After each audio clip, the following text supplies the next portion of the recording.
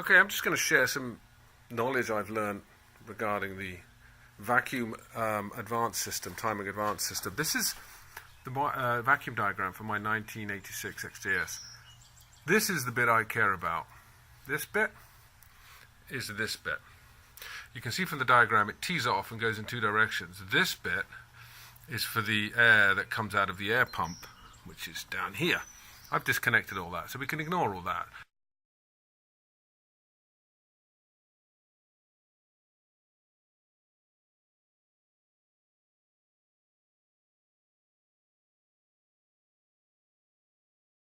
So I've just replaced this bit. Instead of teeing it off, I've just run it straight through to that solenoid there.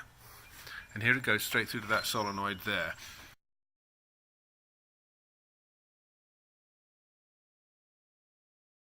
The solenoid is controlled by a 45-second timer. So it doesn't open for 45 seconds. And when it does open, it then goes through to a sort of a balancer that's got two sources of vacuum. This source here and this source here. And there it is. There's the source from the top of the throttle body, and that device is right down in there.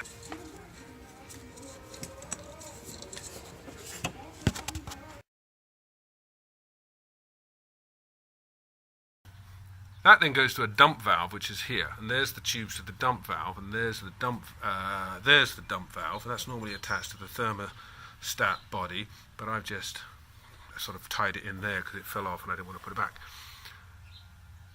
That dump valve releases a high vacuum. Should you get a high vacuum, it releases it to atmospheric.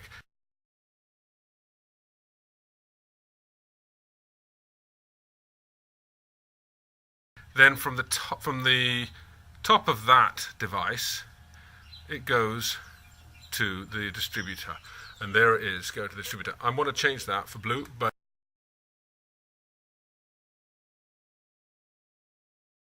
it's so deep in there I can't do it until I change the spark plugs.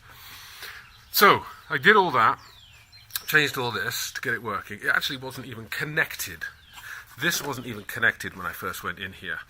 What I wanted to do now is check that the electrics are working. These two solenoids, which I've worked out are the red one's the idle override relay. So not solenoids, they're relays.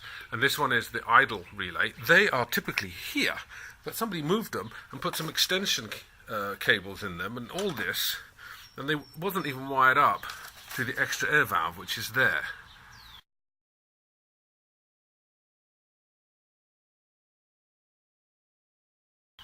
Wasn't even wired up, and this wasn't even connected. So, with some great help from the guys on Facebook, Paul Cobras, really good help. He sent me this. There's the timer, which is in the dash. There's the solenoid valve, which is that one. There's the supplementary air valve, which is that one.